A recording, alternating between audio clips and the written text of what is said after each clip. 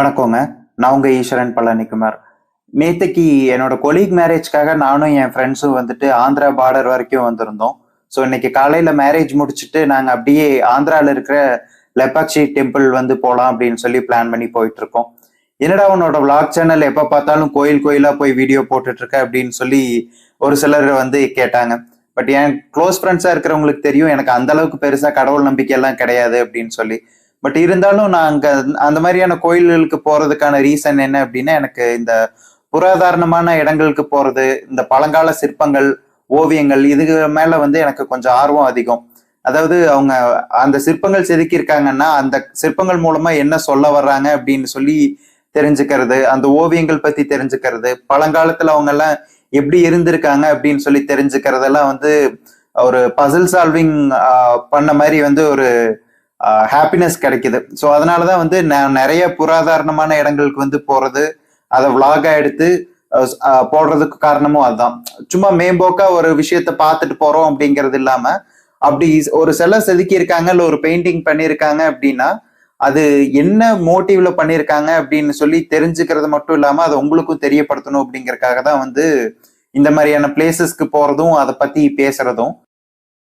இந்த வீடியோ வந்து இந்த லெப்பாக்ஷி கோயிலை பத்தின ஃபுல் டிராவல் கைடா இருக்கும். அதோட ஹிஸ்டரி என்ன, அதோட பேக் ஸ்டோரிஸ் என்ன அப்படிங்கிற எல்லா டீட்டெயில்ஸும் வந்து இந்த வீடியோ மூலமா உங்களுக்கு தெரிய வரும். வாங்க வீடியோக்குள்ள போகலாம். வணக்கம். வணக்கம். வணக்கம். நேற்றுக்கு வந்து மேப் பார்க்க தெரியாதவன் எனக்கு சொன்னதுனால இன்னைக்கு அருண் வந்து ஃபுல் டேக்கு ட்ரிப்புக்கு மேப் பார்ப்பேன்.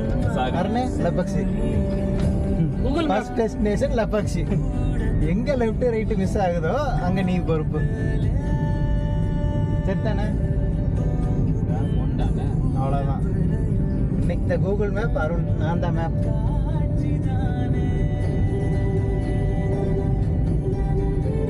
இனிமேல் எதுன்னா நீ என்ன கேட்கக்கூடாது, நான் வேடிக்கை வந்துட்டே வரேன். இன்னைக்கு நேற்றுக்கு ஒரு 6 கிலோமீட்டர் சுத்த விட்டதுக்கு என்ன பேச்சு பேசினான்.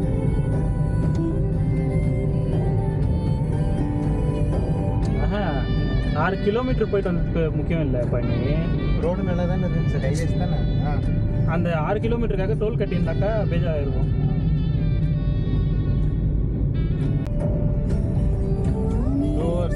கிலோமீட்டர் 85 கிலோமீட்டரா? 2 மணி நேரமா? நல்லா கண்ணாடி கழட்டிட்டு பாரு. மல்லேஸ்வரம் போட்டிருக்கீங்க. மல்லேஸ்வரமா? ஏண்டா மகனே, நீயே எடுத்து கொடுத்துட கூடாதா? கூட ஏண்டா அன்னைக்கு என்ன சொன்ன? நான் உதவாக்கற இவனை காலை கழுவி குடி. நீ இப்ப நான் உதவி செஞ்சா என் காலை கழுவி நீ குடிப்பியாடா?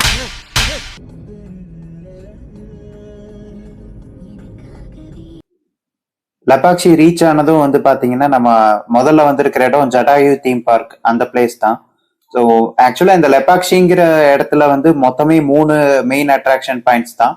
ஒன்னு வந்து இந்த ஜட்டாயு தீம் பார்க், ரெண்டாவது வந்து ஒரு நந்தி சிலை இருக்கிற இடம், மூணாவது வந்து வீரபத்ர சுவாமி டெம்பிள்னு சொல்லிட்டு ஒரு கோயில் இருக்கு.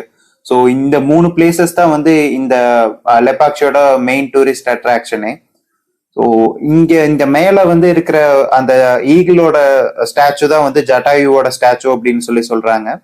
ஸோ எப்படி இந்த பார்க்லயே வந்து பின்னாடி வந்து இந்த ஜடாயு ஸ்டாச்சுக்கு போறதுக்கான ஸ்டார்ஸ் வந்து இருக்கு.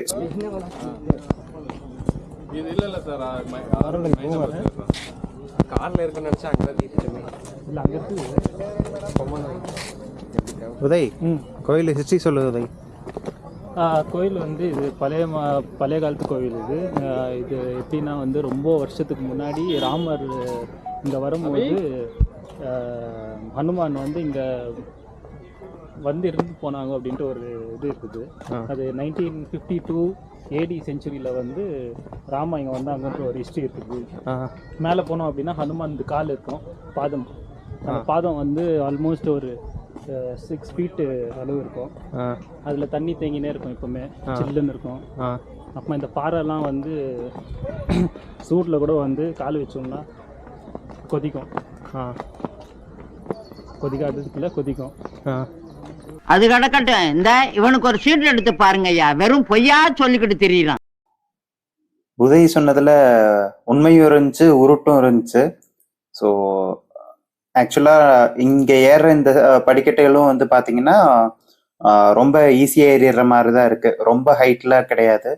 ஒரு 100 படிக்கட்டுக்குள்ள உள்ளதான் இருக்கும். ஸோ கொஞ்ச தூரம் சிமெண்ட் படிக்கட்டே இருக்கு. அப்புறம் கொஞ்ச தூரத்துக்கு வந்து இந்த மாதிரி இரும்புகளை வச்சு படிக்கட்டு வந்து போட்டிருக்காங்க. லெஃப்ட் சைட்ல வந்து இருக்கிற ஏணி மூலமா போனா அந்த டைரக்டா அந்த கழுகு இருக்கிற சிலைக்கே போக முடியும். ஆனா அது வந்து லாக் பண்ணி வச்சிருக்காங்க. நான் வந்த 3 டைமே அது வந்து லாக்ல தான் வந்து இருக்கு. ஸோ பின்னாடி இருக்கிற இந்த பாறை அந்த ஏரியால வந்து நம்ம போய் நின்று பாக்குறப்ப நம்மளுக்கு வியூ பாயிண்ட் வந்து நல்லா இருக்கும். அதே மாதிரி அங்கிருந்து தான் வந்து இந்த ஜடாயு அந்த ஸ்டாச்சு வந்து பாக்குற மாதிரி வந்து இருக்கு. இந்த இடத்துக்கு வந்து லெப்பக்ஷி அப்படின்னு சொல்லி ஏன் பேர் வந்தது அப்படின்னா 2 காரணம் சொல்றாங்க. அதுல ஃபர்ஸ்ட் காரணம் இந்த லொகேஷனுக்கு ஏத்த மாதிரி சொல்லணும் அப்படின்னா ராமாயணம் கூட வந்து ரிலேட் பண்ணி சொல்றாங்க. அதாவது ராவணன் வந்து சீதையை தூக்கிட்டு போனப்ப ஜட்டாயு வந்து ராவணன் கூட ஃபைட் பண்ணி இங்க கீழே விழுந்துட்டதாகவும், ஸோ அப்ப வந்து ராமர் வந்து இந்த ஜட்டாயு கிட்ட லே பக்ஷி அப்படின்னு சொல்லி சொன்னதாகவும் வந்து சொல்லப்படுது. அதாவது லேன்னா தெலுங்குல வந்து எந்திரின்னு அர்த்தம், பக்ஷின்னா பறவைன்னு அர்த்தம். எழுந்திரு பறவையே அப்படின்னு சொல்லி சொல்ற மாதிரி வந்து சொன்னதுனால இந்த இடத்துக்கு வந்து லெப்பக்ஷி அப்படின்னு சொல்லி பேர் வந்தது அப்படின்னு வந்து சொல்றாங்க. 2வது ரீசன் என்ன அப்படிங்கறது வந்து நான் அந்த வீரபத்ர டெம்பிள் போறப்ப வந்து சொல்றேன். இங்க இந்த மலை மேல வந்து பாத்தீங்கன்னா இந்த மண்டபம் மாதிரியான அமைப்பும் அப்புறம் ஒரு காலடி தடமும் வந்து இருக்கிறது வந்து பார்க்க முடியுது. இது வந்து ஹனுமானோட காலடி தடம் அப்படின்னு வந்து சொல்றாங்க. இன்னும் ஒரு சிலர் வந்து சீதையோட காலடி தடம் அப்படின்னு வந்து சொல்றாங்க. இந்த தீம் பார்க்கோட வியூ பாயிண்ட் அதாவது இந்த டாப்ல இருந்து பாக்குறப்ப இந்த லெப்பக்ஷியோட மொத்த ஏரியல் வியூவுமே வந்து தெரியும். இந்த 3 லொகேஷன்ஸுமே, அதாவது அந்த நந்தி சிலை ஆகட்டும், அதே மாதிரி அந்த வீரபத்ரன் டெம்பிள் ஆகட்டும், இது 3மே வந்து தெரியும். ஸோ மெயினா இந்த மண்டபத்துல வந்து பாத்தீங்கன்னா உள்ள ஒரு சின்ன நடராஜர் சிலை மாதிரி வந்து வச்சிருக்காங்க. ஸோ அதுவும் ரீசன்ட் டைம்ல வந்து வச்சதா இருக்கு. இந்த இடத்துக்கு வர்றீங்க அப்படின்னா மெயினா அந்த ஈகிள் பார்க்கலாம். அதுக்கப்புறம் இங்க இருக்கிற லொகேஷன் சரௌண்டிங்ஸ் நல்லா இருக்கிறதுனால இங்க இருந்து போட்டோஸ் எடுக்கிறதுக்கு வந்து ரொம்ப நல்லா இருக்கும். ஸோ அதுதான் மெயின் அட்ராக்ஷன் பாயிண்டா இருக்கிறது இந்த ஜட்டாயு தீம் பார்க்ல. வேற எதுவும் இந்த இடத்துல வந்து சொல்றதுக்கு பெருசா கிடையாது.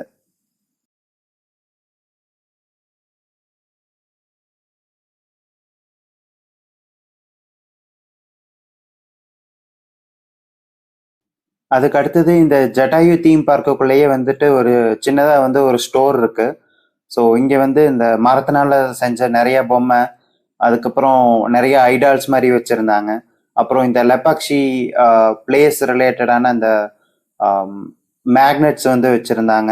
ஸோ இந்த மாதிரியான ஏதாச்சும் ஐட்டம்ஸ் வந்து நீங்க ப்ரொக்யூர் பண்றீங்க, இந்த இடத்துக்கு வந்ததுக்கு ஞாபகார்த்தமா ஏதாச்சும் பொருள் வாங்கணும் அப்படின்னு நினைக்கிறீங்கன்னா இந்த ஷாப்லயே வந்துட்டு நிறைய ஐட்டம்ஸ் வந்து அவைலபிளா இருந்துச்சு, லெப்பக்ஷி ரிலேட்டடான ஐட்டம்ஸ். ஸோ இங்க எதுவும் வாங்குறதுன்னா நீங்க வாங்கிக்கலாம். இந்த ஜடாயு தீம் பார்க்குக்கு அடுத்ததா நம்ம போற லொகேஷன் வந்து பாத்தீங்கன்னா வீரபத்ரா டெம்பிள். ஸோ லெப்பக்ஷியில மெயின் டெம்பிள்னு சொல்லி சொல்லப்படுறதும் இதுதான். வீரபத்ரன் அப்படிங்கிறது வந்து சிவனோட ஜடாமுடியிலிருந்து அவதரிச்சவர் அப்படின்னு வந்து சொல்லப்படுது. ஸோ இந்த கோயில் வந்து கட்டப்பட்டது வந்து பாத்தீங்கன்னா 16ஆம் நூற்றாண்டுல விஜயநகர பேரரசரோட ஆட்சி காலத்துல வந்து கட்டப்பட்டது. அப்போ வந்து அரசரா இருந்தது வந்து பாத்தீங்கன்னா அச்சுத தேவராயர் அப்படிங்கிறவரு. ஸோ அவருக்கு கீழே கவர்னர்ஸா வந்து இருந்தது விருப்பண்ணா வீரண்ணா. இவங்க 2 பேர் தான். இவங்க 2 பேரும் பிரதர்ஸ். ஸோ இந்த விருப்பண்ணா வீரண்ணா 2 பேரும் சேர்ந்து தான் வந்து இந்த கோயிலை வந்து இங்க கட்டியிருக்காங்க.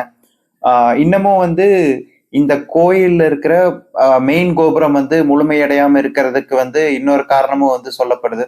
அது என்னன்னா 1533 இந்த கோயில் கும்பாபிஷேகம் அடைஞ்சதுக்கான கல்வெட்டுகளும் பார்க்க முடியுது. அதே மாதிரி சுற்றுப்புறத்துல இந்த வேலைகள்லாம் நடந்துட்டு இருந்தப்பதான் வந்து விருப்பண்ணாவும் வீரண்ணாவும் அரசாங்க கஜானால இருந்து பணத்தை எடுத்துதான் இந்த கோயிலை கட்டினாங்க அப்படின்னு ஒரு பழி வந்து சொல்றாங்க. இன்னொன்னு வந்து விருப்பண்ணாவோட பையனுக்கு வந்து கண்ணு தெரியாம இருந்ததாவும், உண்மையிலேயே வந்து அந்த பையன் இங்க இருக்கிற சிவலிங்கத்தை சுத்தி விளையாடிட்டு இருக்கும்போது அந்த பையனுக்கு கண் பார்வை கிடைச்சதா வந்து சொல்றாங்க. பட் ஆனா விருப்பண்ணாதான் வந்துட்டு அவரோட பையனுக்கு கண்ணு கியூர் ஆகணுங்கிறதுக்காக கஜானால இருந்த பணத்தை திருடிட்டாரு அப்படின்னு சொல்ல அந்த அரசர் வந்துட்டு விருப்பண்ணாவோட கண்ணை நோண்டிடுற மாதிரி கட்டளை ஏறுறாரு. ஸோ ஆனா அந்த விருப்பண்ணாவே வந்து அவரோட கண்ணை பிடுங்கி அங்க இருக்கிற கோயில் செவுத்துல வந்து வீசி அடிச்சிட்டாரு அப்படின்னு சொல்லப்படுது. ஸோ அதனால இந்த இதுக்கு வந்து இன்னொரு பேர் என்ன சொல்றாங்கன்னா லெப்பா அக்ஷி, அதாவது குருடர்களின் கிராமம் அப்படின்னும் வந்து சொல்றாங்க. ஸோ அதனாலதான் இந்த இடத்துக்கு லெப்பக்ஷி அப்படின்னு பேர் வந்ததுன்னு வந்து இன்னொரு கதை வந்து சொல்லப்படுது. இந்த கோயில்ல வந்து பாத்தீங்கன்னா மொத்தம் 2 விதமான சுற்று இருக்கிறது வந்து பார்க்க முடியும். ஸோ ஒன்று வந்து அவுட்டர்ல போயிட்டு இருக்கிறது, அதுக்கப்புறம் உள்ள வந்துட்டு அந்த ஒற்றை கல்னால ஆன அந்த சிவலிங்கம் அப்புறம் கணேசன் சிலை இது எல்லாம் இருக்கிற இடத்துல வந்து இருக்கிறது. ஸோ இங்க இந்த கோயிலோட மெயின் அட்ராக்ஷன்ஸ்னு வந்து பார்த்தா ஒரு 3-4 இடத்த வந்து சொல்லலாம். ஒன்று அந்த 7 தலை பாம்புக்கு கீழ் இருக்கிற சிவலிங்கம் ஸ்டாச்சு, அப்புறம் ஏதோ இந்த முற்று பெறாம இருக்கிற இந்த திருமண மண்டபம். ஸோ அதுக்கப்புறமா வந்து ஒத்த கல்னால ஆன ஒரு கணேச சிலை, அதுக்கப்புறமா உள்ள இருக்கிற தொங்கும் தூண்.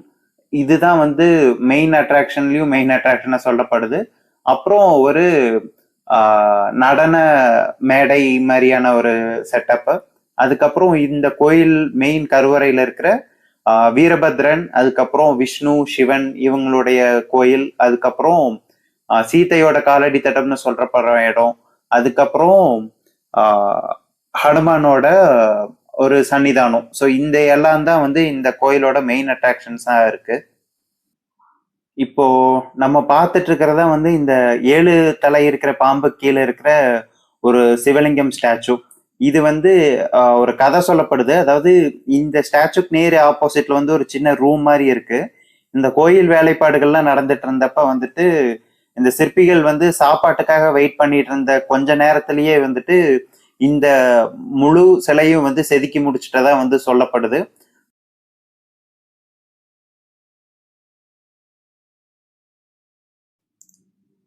சிவலிங்கம் ஸ்டாச்சு பார்த்ததுக்கு அப்புறம் அதே வழியில உள்ள போறப்ப வந்து நம்ம இந்த வீரபத்ரன் டெம்பிள்குள்ள வந்து போக முடியும். கீழே இருக்கிற அமைப்பெல்லாம் வந்து பாத்தீங்க அப்படின்னா பெரிய பாறை, அது குடஞ்சு பண்ண அமைப்பு மாதிரி இருக்கும். ஸோ ஆக்சுவலா அதனாலதான் இந்த கோயிலே வந்து பாத்தீங்கன்னா சரியான சமதளத்துல வந்து இருக்கிற மாதிரி வந்து இருக்காது. ஸோ இந்த மெயின் என்ட்ரன்ஸ் மூலமா உள்ள போயிட்டு சாமி கும்பிட்டுட்டு வந்ததுக்கு அப்புறமா வந்து பாத்தீங்கன்னா அடுத்து மெயின் பிளேஸா இருக்கிறது வந்து பாத்தீங்கன்னா இந்த நாட்டிய அரங்கம் அப்படிங்கிற வந்து அமைப்பு தான்.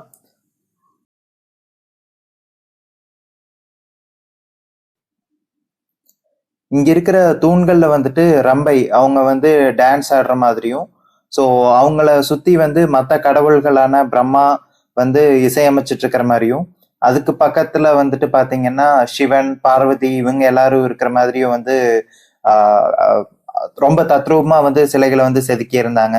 ஸோ அது மட்டும் இல்லாம இதுல மிருதங்கம், அப்புறம் பம்பை, அப்புறம் நாதஸ்வரம் இந்த மாதிரியான பல வாத்தியங்கள் வச்சு இசையமைச்சிட்டு இருக்கிற மாதிரியும், அதை எல்லாருமே வந்து சுத்தி நின்று பார்த்துட்டு இருக்கிற மாதிரியும் வந்து இந்த நாட்டிய அரங்கத்தை வந்து செதுக்கி இருந்தாங்க. ஸோ அது மட்டும் இல்லாம இங்க இருக்கிற பல தூண்கள்லயும் வந்துட்டு பல விதமான சிற்பங்கள் இருக்கிறத வந்து பார்க்க முடிஞ்சுது. அதுல குறிப்பா சொல்லணும் அப்படின்னா இங்க காணப்படுற இந்த தொங்கும் தூண் தான். இதுல வந்து பாத்தீங்கன்னா கீழே வந்து ஒரு தூண் மட்டும் மொத்தமா டச் ஆகாம ஹேங்கிங்லயே இருந்துச்சு. எப்படி இவ்வளோ வெயிட் இருக்கிற ஒரு தூண் வந்து கீழே முட்டாம ஹேங்கிங்ல தொங்கிட்டே இருக்கு அப்படின்னு சொல்லி பாக்குறதுக்காக தான் வந்து இந்த இடத்துக்கு பல டூரிஸ்ட் வந்து வந்துட்டு போயிட்டு இருக்காங்க.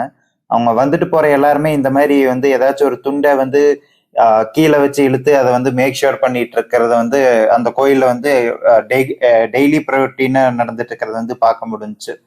ஸோ இப்படி இருந்த ஸ்ட்ரக்சர் வந்து எப்படி பண்ணியிருக்காங்க, என்ன டெக்னாலஜி யூஸ் பண்ணியிருக்காங்கன்னு ஃபைன் பண்றதுக்காக பிரிட்டிஷர்ஸ் டைம்ல வந்துட்டு சங்கிலி வச்சு இந்த தூணை வந்து மூவ் பண்றதுக்கு வந்து ட்ரை பண்ணியிருக்காங்க. அப்படி பண்ணப்ப வந்து இந்த பில்டிங்கோட மொத்த ஸ்ட்ரக்சருமே கொலாப்ஸ் ஆகிறதுக்கு ட்ரை பண்ணதுனால அதை வந்து பாதியில நிப்பாட்டிட்டாங்க. பட் இருந்தாலும் அப்படி இழுத்த டைம்ல வந்துட்டு ஒரு எட்ஜு மட்டும் கீழே நிலத்துல இப்ப டச் ஆயிட்டு இருக்கு, மிச்சம் 3 எட்ஜும் வந்து ஓப்பன்ல இருக்கு. அதுக்கு அடுத்த அட்ராக்ஷனா சொல்லப்படுறது வந்து இங்க இருக்கிற ஓவியங்கள் தான். இது வந்து அந்த விஜயநகர பேரரசு காலத்துல உபயோகிச்சுட்டு இருந்த ட்ரெஸ்ஸிங் சென்ஸ் ஆகட்டும், எப்படி அவங்க ட்ரெஸ்ஸிங் பண்ணியிருந்தாங்க, ட்ரெஸ்ஸஸ்ல வந்து என்ன மாதிரியான பேட்டர்ன்ஸ் யூஸ் பண்ணியிருந்தாங்க அப்படிங்கிறது எல்லாமே இப்பவும் வந்து இந்த ஓவியங்கள் மூலமா வந்து தெரிஞ்சுக்கிறதுக்கு வந்து உதவியா இருக்கு அப்படின்னு வந்து சொல்லப்படுது. ஸோ அது மட்டும் இல்லாம இங்க இருக்கிற அந்த கோயில்ல இருக்கிற மேல இருக்கிற சிற்பங்கள்ல வந்து பாத்தீங்கன்னா வீரபத்ரரோட சிலை, அதுக்கப்புறம் மனுநீதி சோழனோட கதை, இது எல்லாமே வந்து பெயிண்டிங்ஸா இருக்கு அப்படின்னு வந்து சொல்லப்படுது. இதுக்கு அடுத்தது வெளியே வந்ததும் நம்ம மெயினா பாக்குறது வந்து பாத்தீங்க அப்படின்னா ஒரு ஹனுமான் டெம்பிள். இங்க வந்து ஹனுமான் வந்ததாகவும் வந்து சொல்லப்படுது. அதுக்கப்புறம் இங்க இந்த ஹனுமான் கோயிலுக்கு நேர் முன்னாடி இருக்கிற இந்த காலடி தடம் வந்துட்டு ஹனுமானோட காலடி தடம் அப்படின்னு வந்து சொல்றாங்க, சீதையோட காலடி தடம்னு சொல்றாங்க. ஸோ இதுதான் வந்து உதய் வந்து நம்ம அந்த ஜட்டாயு தீம் பார்க்ல மேலே ஏறும்போதே சொல்லியிருப்பான். இங்க இருக்கிற அந்த காலடி தடத்துல வந்து தண்ணி வந்து எப்பவுமே வத்தாம எப்பவுமே இருந்துட்டு இருக்கு, அது என்ன ரீசன்னால வந்து வருது அப்படின்னு சொல்லி யாருக்குமே தெரியல அப்படின்னு சொல்லி வந்து சொல்லியிருப்பான். அதுக்கப்புறமா நம்ம பாக்குறது வந்து பாத்தீங்கன்னா இந்த முற்று பெறாம இருக்கிற திருமண மண்டபம். ஸோ இதுல வந்து பாத்தீங்கன்னா பல தூண்கள்ல வந்து பல சிற்ப வேலைப்பாடுகள்லாம் வந்து நடந்துட்டு இருந்திருக்கு. பட் ஆனா இது வந்து ஃபுல்லா முற்று பெறாம பாதையிலேயே வந்து நிப்பாட்டி இருக்காங்க. நான் கோயில் என்ட்ரானப்பவே சொன்னேன்ல ஒரு ஸ்டோரி, ஸோ அதை பேஸ் பண்ணி தான் இதுல இருக்கிற இந்த கோயில்ல இருக்கிற மெயின் சாமி சிலைங்க, அதுக்கப்புறம் அந்த கோபுரம் இதெல்லாம் முடிச்சதும் கும்பாபிஷேகம் பண்ணியிருக்காங்க.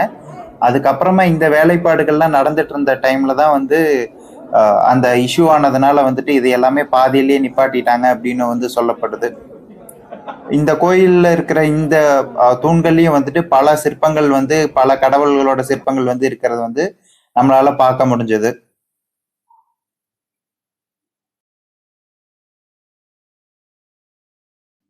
அதுக்கடுத்து நம்ம கடைசியா பாக்குற இந்த லொகேஷன் தான் வந்து பாத்தீங்க அப்படின்னா நந்தி சிலை. இந்த சிலை வந்து பாத்தீங்கன்னா ஒரே கல்லுலயே வந்து செதுக்கி இருக்காங்க.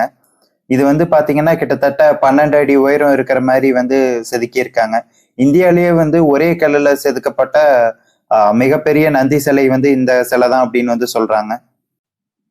இதோட இந்த vlog வந்து கம்ப்ளீட் ஆகுதுங்க. ஸோ பெங்களூர்ல யாராச்சும் இருக்கீங்க, நியர்பை வந்து ஒரு 1 day பைக் ட்ரிப் மாதிரி போகணும் அப்படின்னா கண்டிப்பா இந்த பிளேஸ் வந்து நான் ரெக்கமெண்ட் பண்ணுவேன்.